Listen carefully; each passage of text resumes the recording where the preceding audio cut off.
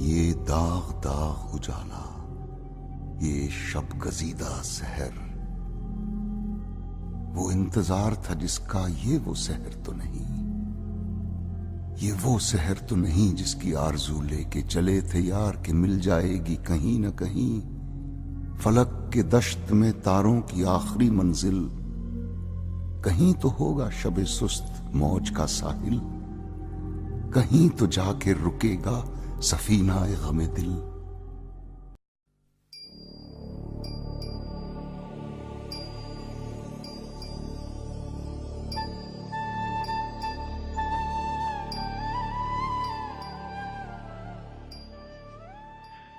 Though widely arrested in literature and poetry, the event of India-Pakistan partition, captured by visual art, has not been documented well. This journey is an attempt to fill that void. Through the works of artists on both sides of the border, the narratives of partition can be traced. The most prominent among them being those of Satish Gujral. It was not the politics of partition, but the poignancy of human suffering that found an expression through his brush.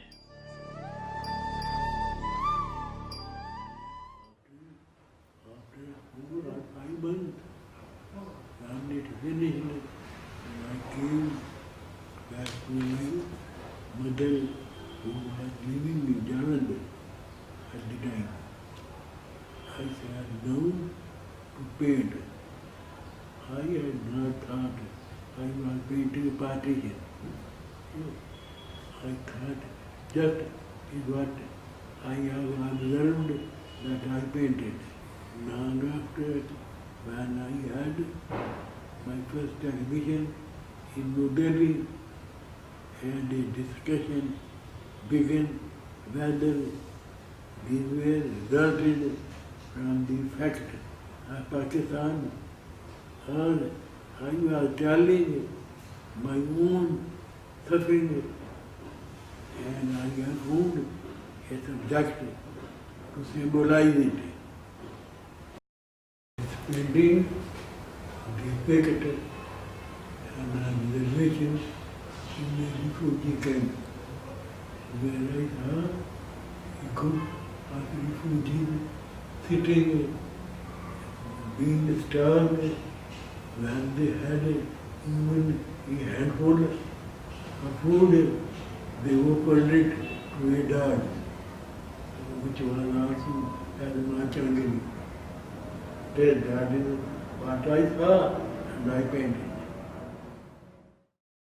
This painting depicted the mid-level of my change from happiness and suffering. It shows the frustration, the despair. Just like Gujral, one of the other artists to use monochrome as a means of depicting his pain and sadness is Krishan Khanna. His truckwalas remind one of the abandoned vehicles of war. His bandwalas bring out the pathos of human life. For someone who has seen partition like no other, he believes his partition series is not yet complete. It's one of the reasons why these things compelled me to leave out, to move away from abstraction. Abstraction is a pure kind of an ideal which you sit in your studio and work, but here you're actually seeing and living with people, you know, you're seeing things. When people on trains, traveling on top, inside, you've never seen a package of sardines as closely packed as people were in those days, and people waiting for the other end, waiting for their relatives to arrive. I mean, it's heart-rending. Don't let me think about it again. And it's something that I've suppressed as a memory all these years, from 1947 onwards. Well, how come that I haven't painted this earlier? Because you can't digest it, that's why. And it then surfaces after well nigh what, 50 years, 40 years or whatever. Art is not a gushing out thing. Today you're moved and so you paint. I mean, it is not a change. It's not an immediate chain reaction to anything. No, not in art. And I had this retrospective just now, and there were these paintings which I did, which began with that. And actually, they began with an old doctor who used to live below us, and a homeopath, Dr. Gurbaksh Rai, wonderful man. And he spent half his life looking after the people in the street, which was about 200 yards on. Professionals lived there mostly, and all communities. He used to look after them, and then the rest of the time he was making speeches and going, and with Congress. He was a very strong congressman, and was in prison most of his life. He's been in my mind all this time. So he emerged when the time, there's a ripe time for everything, and these things come when the time is due for them to come. The right time for the Matisse of India came in the year 1991 through the Trusted Bull paintings. The Hindu-Muslim clashes gave Tayyab Mehta an impetus to search for this new imagery. The bull conjures up images of Guernica's horses and also serves as a metaphor for the violent struggle one experiences in life. Some of his earlier works, such as The Red Shawl of 1961, also hint at his lifelong obsession with human suffering. So here you see the human figure sitting quite solid and quite monumental in the center of the canvas, which incidentally remains one of his recurring subjects throughout his career. So here we see a very, very thick application of paint again on the canvas with a palette knife, where you can actually see the texture of the paint. You can see each brushstroke, again the application, similar to Hussein, but where Hussein has the dynamism and it's several brushstrokes, for Tayyab it's broad, thick applications with the palette knife. Tayyab was essentially he was a thinker, and he was always concerned with the state of the human condition, with what he saw around him as essentially the solitude that all of us are surrounded by at the end of the day. And he saw difficult living conditions in India for various reasons throughout his early years here. Horrors of partition, human suffering, the human condition, and these are things that preoccupied him throughout his life, and that is what you see essentially coming onto the canvas. Moving towards the intimacy that remains between the two countries that have been partitioned, some artists like Farida Batul have questioned explicit power structures and dichotomies, and points of contact between the rich and poor, religious and secular, personal and political. In her lenticular print, the line of control is formed by the dividing lines of two bodies pressed together. The print sways and shifts as the viewer moves before it, yet its central line remains constant.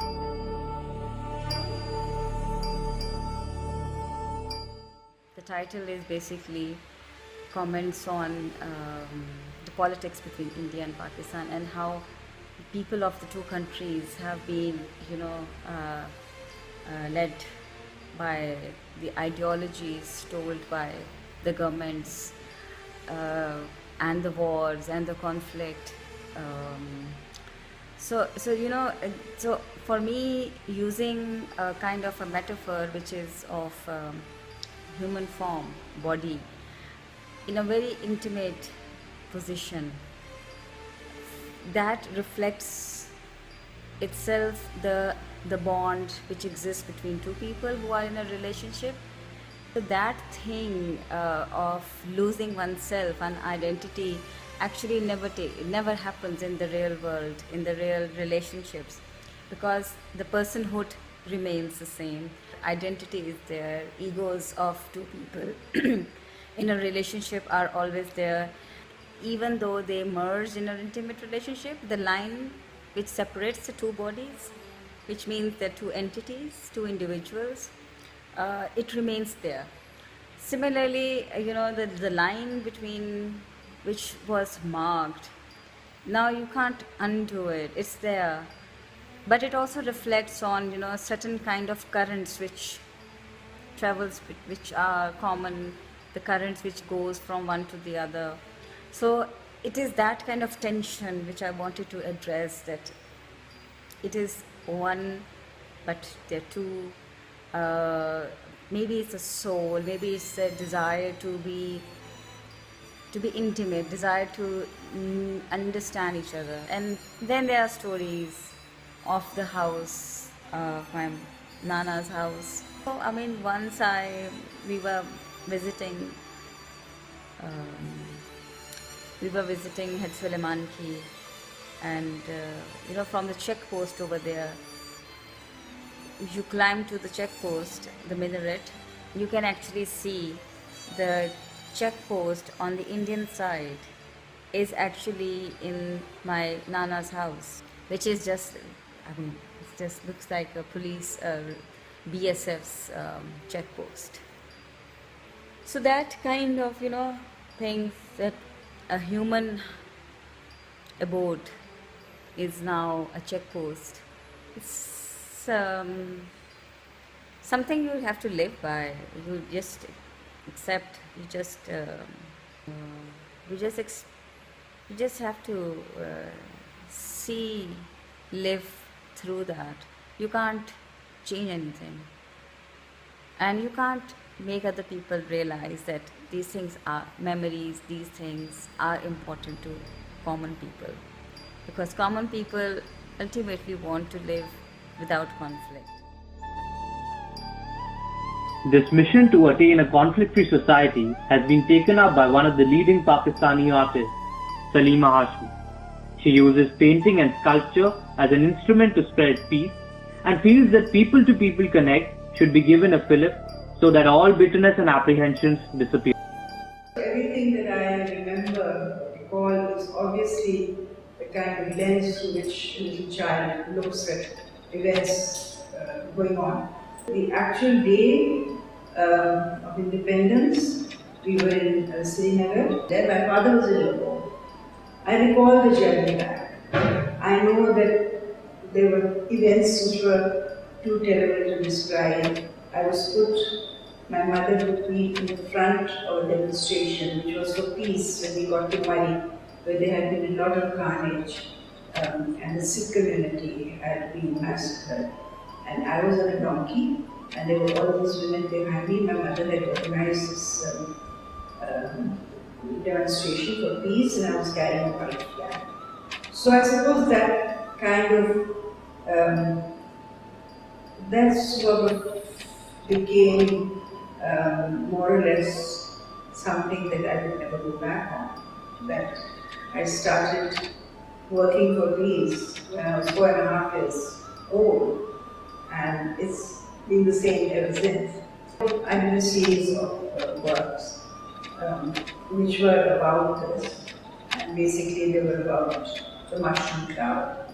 I don't remember it being spoken of for many years. I think it's only now that in the last 10 or 15 years that the younger generation who have heard of stories of separation, of loss, of great migrations, can find a way of making the people's narrative tangible through poetry, through music, through art, through theatre, for the sake of the people who gave up so much and who were never lost.